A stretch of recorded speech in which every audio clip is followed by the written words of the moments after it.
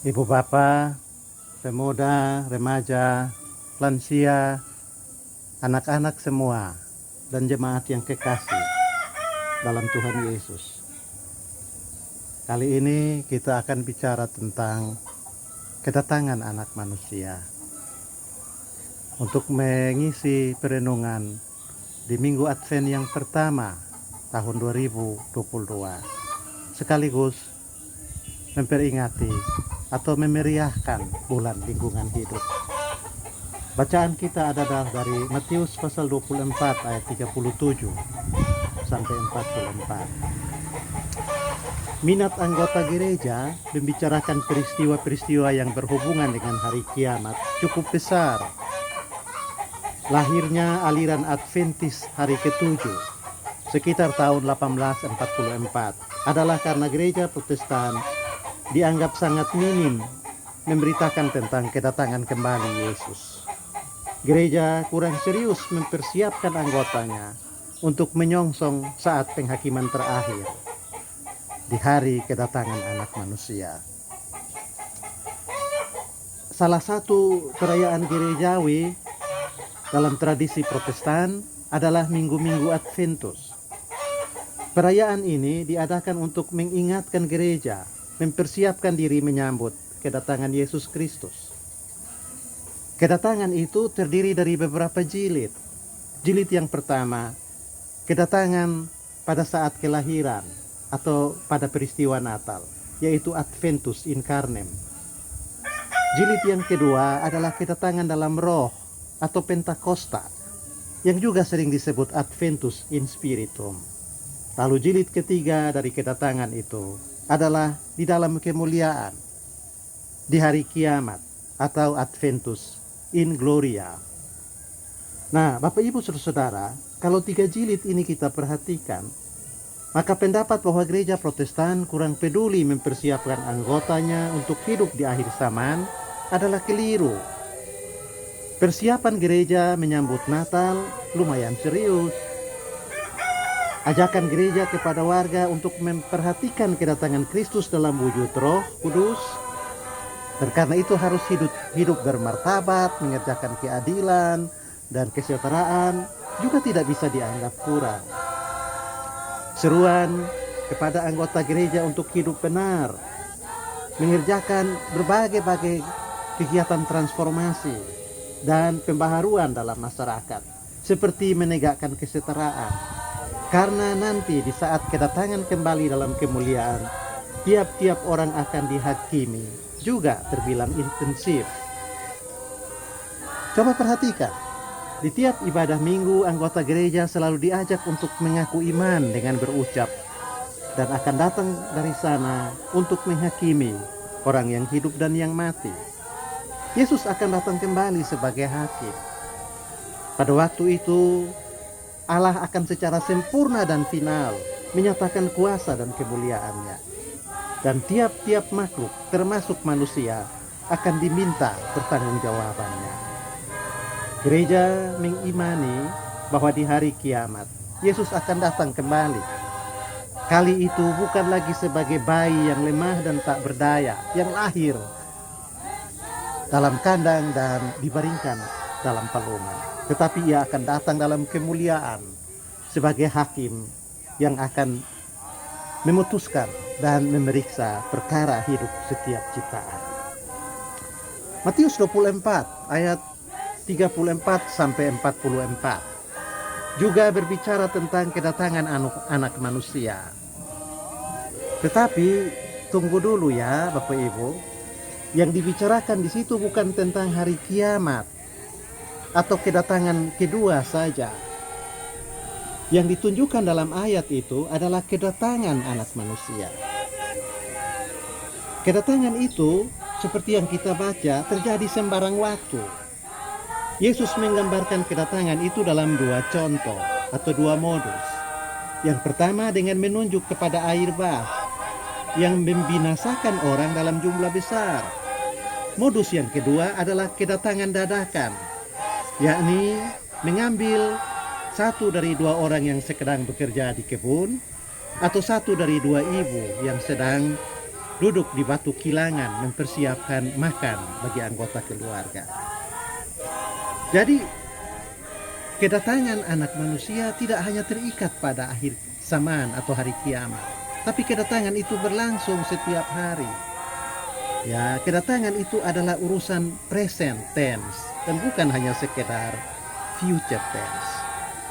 Ya, kedatangan anak manusia yang dirujuk dalam Matius pasal 24 ayat 37 sampai 44 tidak spesifik tentang hari kiamat. Meskipun hari kiamat tetap merupakan salah satu rujukan pemberitaan tentang kedatangan anak manusia. Nah, kalau Matius 24 ayat 37 sampai 44 dibaca dengan teliti, maka akan muncul 3 pokok atau 3 pertanyaan. Pertama, seperti apa nasib langit dan bumi, batu, tanah, air, udara, pohon, binatang-binatang dan manusia pada saat kedatangan anak manusia? Yang kedua, kapan hari H kedatangan itu? Lalu yang ketiga, apa yang terjadi pada manusia jika anak manusia datang?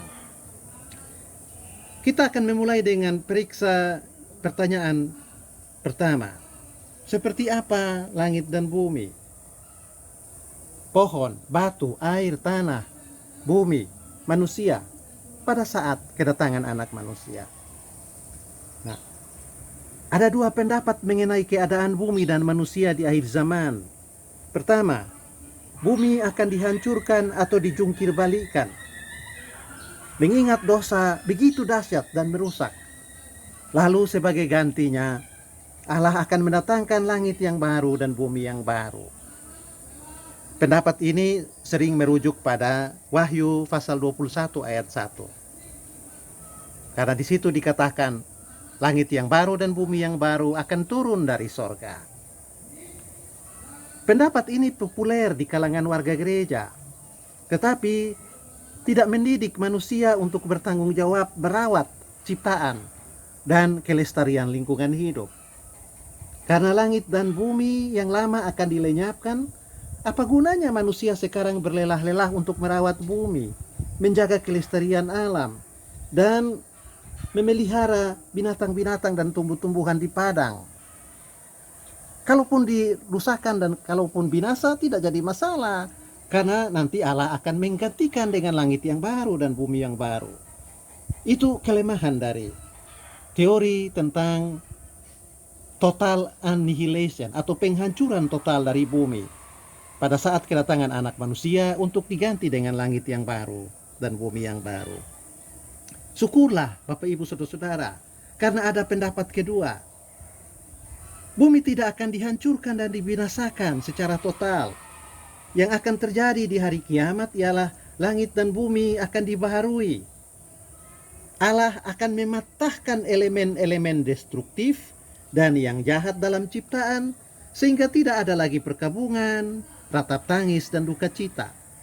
Yesaya 11 ayat 6 dan seterusnya, yang menggambarkan tentang serigala akan tinggal bersama domba.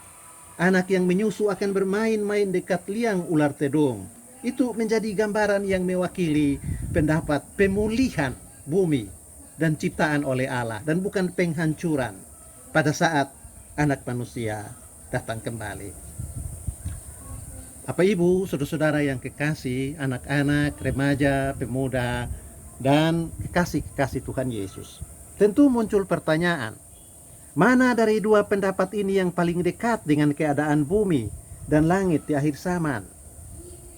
Nah, waktu menjelaskan tentang kedatangan anak manusia, Yesus menunjukkan pada peristiwa air bah. Bumi diporak-porandakan tetapi tidak dimusnahkan. Allah tidak membuat bumi yang baru menggantikan bumi yang lama pada saat Dia mendatangkan air bah ke bumi. Yang dibuat Tuhan adalah melenyapkan dosa. Pada waktu itu ada sebuah keluarga yang hidup benar dan tak bercela, yaitu keluarga Nuh, yang diselamatkan atau dipelihara hidupnya oleh Tuhan sehingga tidak ikut binasa dalam peristiwa air bah. Masih tentang air bah, kita ingat bahwa setelah air bah surut, Allah berjanji tidak pernah lagi akan mendatangkan air bah untuk memusnahkan bumi. Kejadian 9 ayat 11. Nah, kalau Allah adalah setia pada janjinya, maka gambaran akhir zaman sebagai penghancuran total bumi untuk diganti dengan bumi yang baru, seperti pendapat pertama, tidak bisa dipertahankan. Langit dan bumi saat ini tidak akan dimusnahkan, tetapi akan diperbaharui. Nah, pendapat kedua ini lebih sah dan alkitabiah. Karena di hari kiamat nanti ciptaan jilid pertama tidak ditiadakan. Dan itu sebabnya tugas merawat bumi dan menjaga kelestarian sesama ciptaan adalah penting. Pasti kalau Yesus menghakimi di akhir zaman, mandat ekologi akan menjadi salah satu dari pertanyaan yang akan diajukan kepada manusia dan diminta pertanggungjawabannya. Sekarang pertanyaan kedua, kapan hari H kedatangan anak manusia berlangsung? Walaupun di pasal 24 ayat 36, Yesus sendiri katakan bahwa hari H itu hanya Bapa sendiri yang tahu. Pertanyaan tentang kapan hari H itu masih tetap harus dijawab. Mengingat dalam pasal 24 ayat 37 sampai 44, Yesus membuat pernyataan-pernyataan yang mengandaikan bahwa hari H itu bisa diketahui. Mari kita lihat Bapak Ibu, di ayat 40 dan ayat 41, Yesus berkata begini, pada waktu itu kalau ada 2 orang di ladang, yang seorang akan dibawa dan yang lain ditinggalkan. Kalau ada 2 orang perempuan sedang memutar batu kilangan, yang seorang akan dibawa dan yang lain akan ditinggalkan. Di ayat 43 berbunyi, jika tuan rumah tahu pada waktu mana pada malam hari pencuri datang, sudah pasti dia berjaga-jaga. Nah, ayat-ayat ini jelas menunjukkan bahwa kedatangan anak manusia itu bukan baru akan terjadi nanti. Hari kiamat berlangsung saat ini. Kedatangan anak manusia adalah the present dan bukan the future. Peristiwa-peristiwa sejarah yang menyebabkan kematian baik massal maupun individual sesungguhnya adalah kiamat bagi korban. Modus hari kiamat seperti yang ditunjukkan dalam Matius 24 bersifat kembar, yaitu bisa berbentuk kolektif, bisa juga individual. Mengenai pertanyaan ketiga, apa yang terjadi pada saat anak manusia datang? Bagaimana nasib manusia pada waktu itu? Yesus mengajukan 2 hal. Pertama, pada saat anak manusia datang kembali, ada manusia yang sudah mati. Yang kedua, masih ada manusia yang hidup. Contoh peristiwa air bah dan keadaan 2 orang di ladang dan yang sedang memutar batu kilangan menegaskan hal itu. Jadi artinya kalau Yesus datang kembali, ada orang yang kedapatan sudah mati dan ada orang yang masih hidup. 2 kelompok ini akan diperiksa hidupnya. Tuhan akan berperkara dengan mereka. Masing-masing mereka akan diminta bertanggung jawab atas hidup yang sudah mereka jalani dengan semua bawaan dan perbuatannya. Jadi Bapak Ibu kekasih Tuhan Yesus, anak-anak, pemuda, remaja, jemaat yang bersekutu, gambaran kedatangan anak manusia yang ditunjukkan Yesus dalam Matius 24 ayat 37 sampai 44 menunjukkan bahwa jam kematian sesungguhnya merupakan hari kedatangan anak manusia bagi tiap-tiap orang. Ini berarti semua orang sudah tahu bahwa dirinya akan mati. Yang masih menjadi rahasia adalah cara atau modus mati. Apakah mati secara berkelompok dalam satu bencana atau mati secara individu? Nah, karena kematian semua orang adalah sebuah kepastian, maka hal berjaga-jaga adalah sebuah kewajiban. Berjaga-jaga dimaksud bukan untuk melawan atau menolak kematian, tetapi berjaga-jaga dimaksud untuk mempersiapkan diri dalam hidup pada masa kini, menjalani hidup dengan berkualitas sebelum kematian itu tiba. Supaya nanti ketika Yesus datang kembali dalam peran sebagai hakim, dia mendapati bahwa masa hidup yang dijalani oleh orang-orang yang diperiksa hidupnya berlangsung dengan baik dan benar. Yesus pada waktu itu mendapati hidup yang dijalani sampai pada waktu mati, berisi kerja-kerja, usaha, pengabdian, dedikasi yang sejalan dengan nilai-nilai yang kudus, suci, mulia, agung, dan disebut kebajikan. Termasuk di dalam nilai-nilai itu adalah tanggung jawab merawat bumi dan menjaga kelestarian ekologi. Mari kita sambut kedatangan Anak Manusia dengan hidup berkualitas. Hidup itu adalah kesempatan untuk menjadi berkat. Maka ketika Anak Manusia datang menjemput kita, baik dalam kematian kolektif atau juga individu, atau juga pada saat kita masih hidup, kita didapati sebagai hamba-hamba yang mempersiapkan kedatangan Anak Manusia dengan hidup yang terpuji dan bermakna.